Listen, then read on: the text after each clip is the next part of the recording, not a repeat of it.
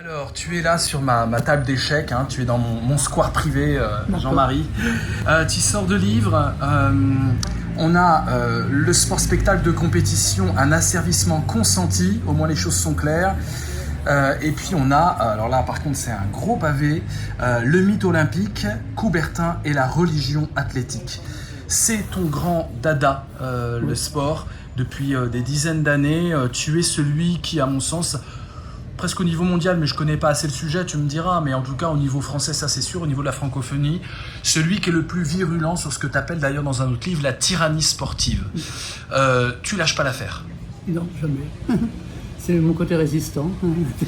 Donc tu as écrit un livre sur les Jeux Olympiques de 1936 à Berlin, où tu associes à juste titre la messe sportive et puis la messe hitlérienne, la messe du fascisme, etc. Tu analyses tout dans le livre, dans ces livres-là, tu analyses le corps, il y a une analyse détaillée sur tout ce qui est biogénétique. Donc c'est intéressant dans ce thème du sport, avec un angle sociologique mais surtout philosophique, c'est que ça touche tout, ça touche le corps, ça touche le transhumanisme, le fantasme, ça touche le rapport à l'autre et ça touche la compétition capitaliste. Il y a une lecture aussi anticapitaliste que tu fais là-dedans. Et d'ailleurs, je discutais avec Alain Krivine qui t'a croisé plusieurs fois, il disait il était un peu extrémiste, Jean-Marie, parce que c'est quand même populaire le foot, voilà. Alors, qu'est-ce que tu peux dire à des gens qui découvrent avec nous l'idée que le sport peut être dangereux au niveau politique et idéologique? Ça peut troubler des jeunes de 20 ans qui aiment le foot et qui attendent les JO avec impatience. Ça dépend quand. Par exemple, aujourd'hui au Japon, les Japonais n'attendent pas les Jeux Olympiques avec impatience. Majoritairement, ils sont contre. Voilà. Donc, pourquoi sont-ils contre? Parce qu'effectivement, le sport est antinomique aujourd'hui au Japon avec les questions sanitaires. On a vu ça également dans d'autres périodes récentes. En 2008, en Chine, la propagande totalitaire du régime chinois était telle que c'était une manière d'embrigader, d'enrôler la population chinoise derrière le régime du parti unique totalitaire chinois. Ça a été la même chose à Sochi, avec la Russie. Donc, les événements sportifs contemporains sont de plus en plus sous l'emprise de régimes tout sauf fréquentable. Le prochain championnat du monde de football devrait se tenir dans les pays arabes unis, au Qatar, etc. Donc des États esclavagistes, des tyrannies islamo-fascistes, ça pose une question. Le rapport entre le sport et la politique, c'est une question centrale pour moi. Et en Europe aussi, en Europe aussi, bien sûr. Dans tous les pays aujourd'hui, en Pologne, en Hongrie, dans tous les pays du Maghreb, le pays asiatique, bien sûr, si le sport est utilisé politiquement par les régimes en place, qu'ils soient totalitaires, États policiers, militaro-policiers, etc., ou des démocraties illibérales. Donc voilà.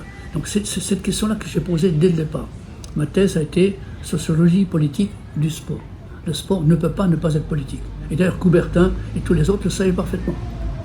Donc, c'est-à-dire que le sport... Coubertin, qu'est-ce que tu viens lui chercher les poules là Coubertin...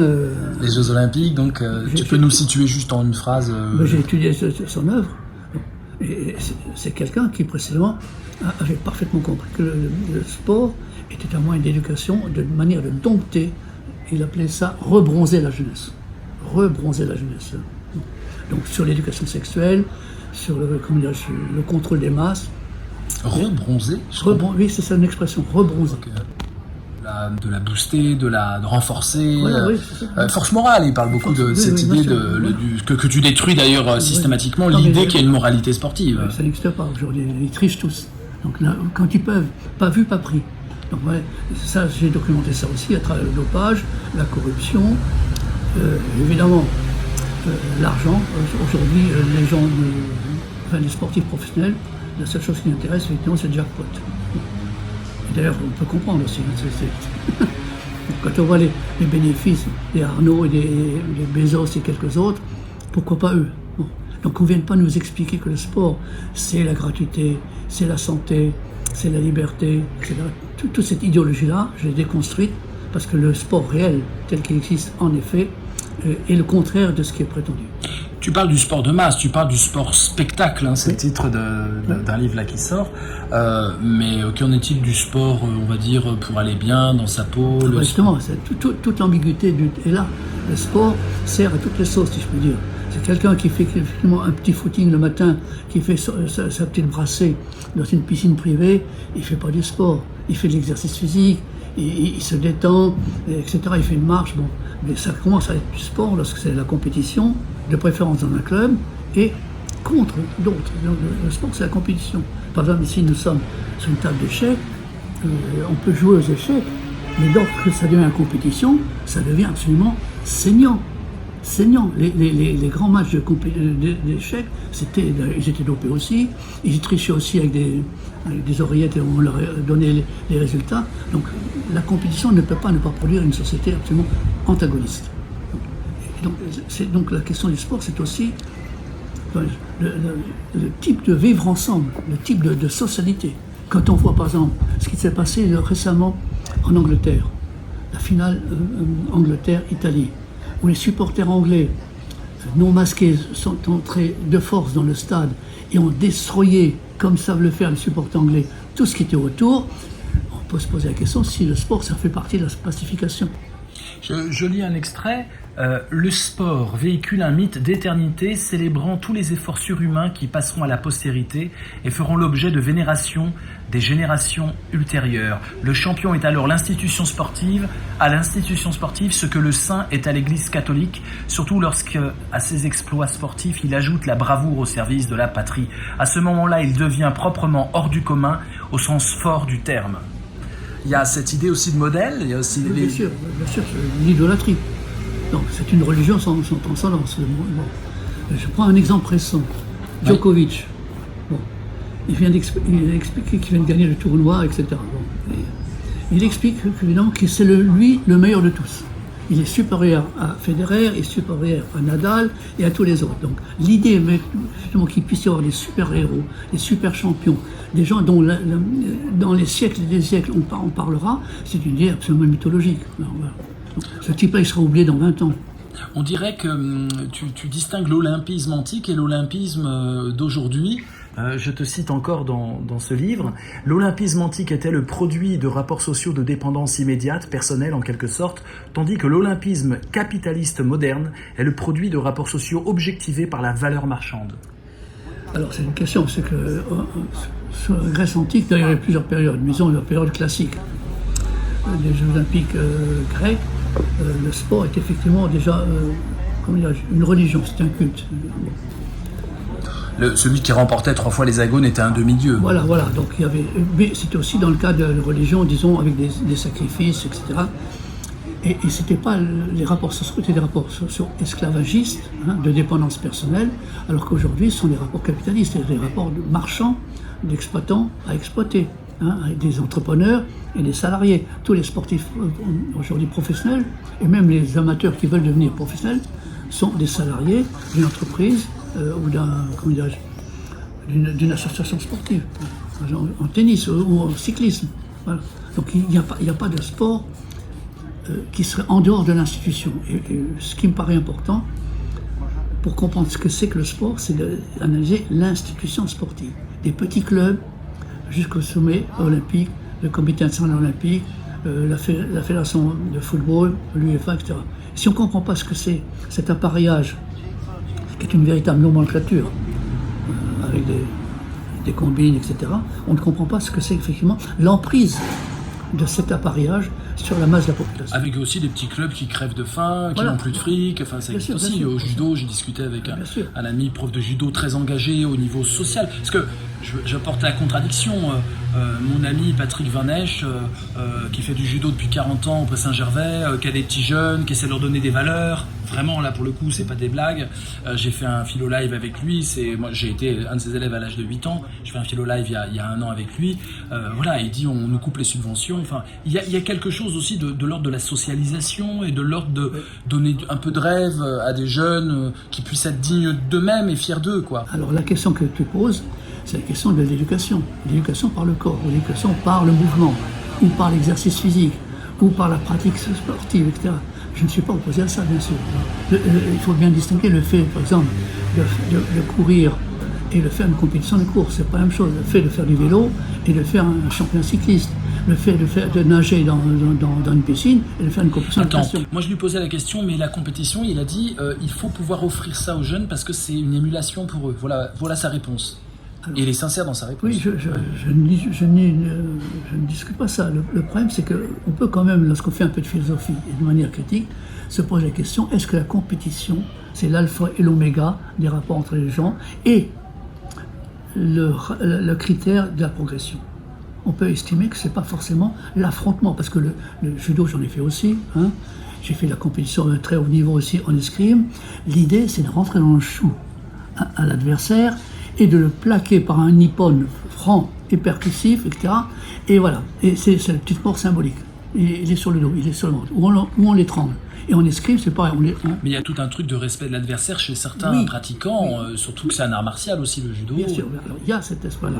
Bon, quelqu'un comme Elias, Canetti. Norbert Elias, a montré effectivement que le sport permettait de pacifier d'une certaine manière et de ritualiser la violence. Oui, je ne dis pas ça. Bon. Mais aujourd'hui, on s'aperçoit que ça, c'est en être débordé parce que les excès, entre guillemets, Coubertin parlait de la liberté d'excès. Les excès sont tels que quand il y a un enjeu personnel ou financier, tant qu'on n'est pas pris, tout est permis. Et donc, la morale sportive, c'est quelque chose d'éminemment vacillant. Il y a quelque chose d'intéressant dans tes livres, je cite le sport-spectacle de compétition, c'est l'analyse du corps. Par exemple, un chapitre intitulé « La rationalisation scientifique des techniques du corps ». Ça, c'est un truc qui vient... Franchement, tu as été un précurseur de ces analyses-là, il faut dire ce qu'il y a. Et là, maintenant, c'est très à la mode avec le transhumanisme. Qu'est-ce que tu dis de tout ça, où on en est là, de cette idée? On en est là où on ne veut pas être. Par exemple, comme avant moi, il y avait comme Marcel Mauss, les techniques du corps, c'est un texte magnifique qui a inspiré beaucoup de gens, mais pas dans le bon sens. La technique aujourd'hui, c'est la technologisation, et la technologisation de plus en plus machinique.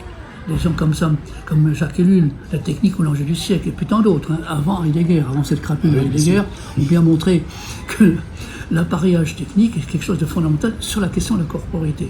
Et donc, la désensualisation du corps, la désensorialisation du corps, la machinisation du corps, la cybernétisation du corps, tout ça, c'est des années 50, ça a commencé comme ça. Avec la cybernétique de Weiner, comment ça s'appelle et Henri Lefebvre, le cybernanthrope, d'ailleurs. Voilà, tous ces gens-là ont bien montré, effectivement, faire du corps une machine.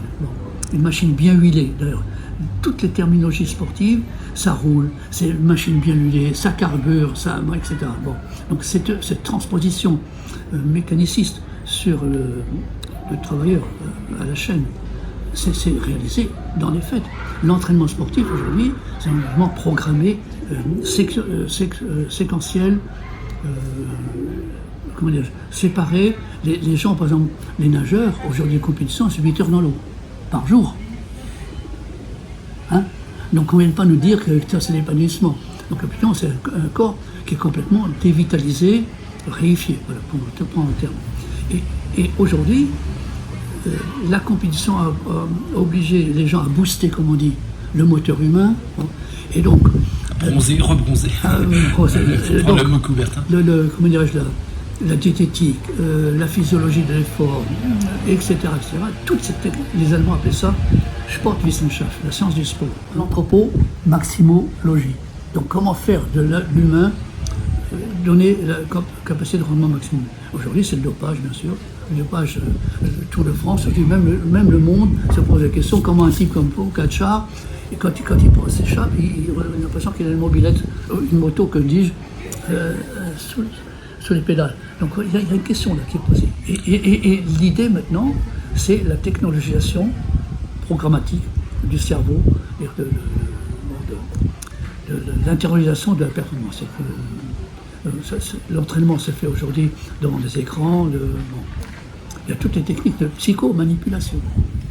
Allez, dernière question, l'imaginaire mythologique du sport, parce que ce que tu montres, c'est que le sport fait partie d'une superstructure, pour reprendre ce jargon, et qu'on a affaire à de l'idéologie qui contamine bien plus largement que le secteur sportif lui-même.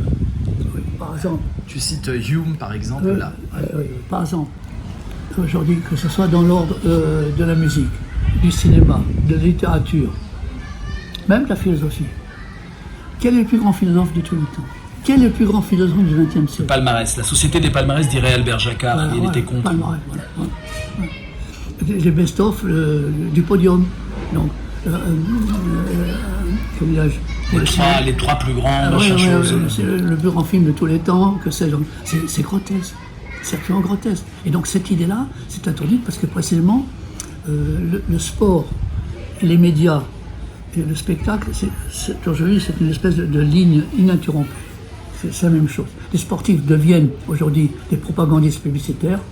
On n'a qu'à voir par exemple avec Benzema, avec Neymar, avec tous les autres. Bon. Et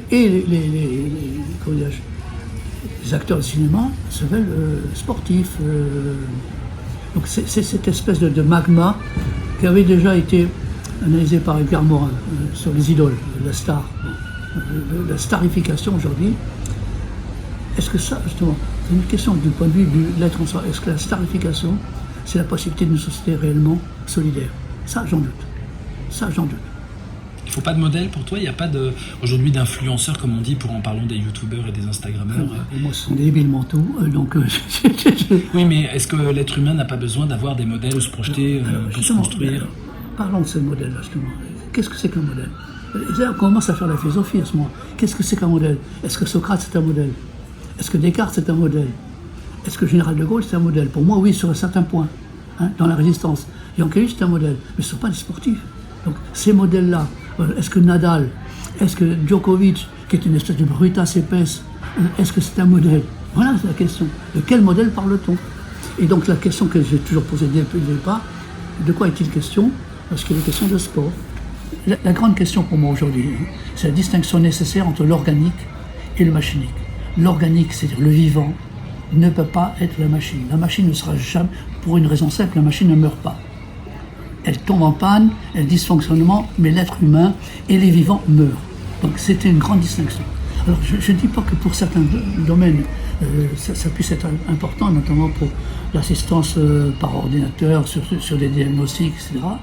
Mais à un moment donné, un chirurgien, s'il fait confiance uniquement à l'algorithme, il y a sa propre responsabilité qui est posée.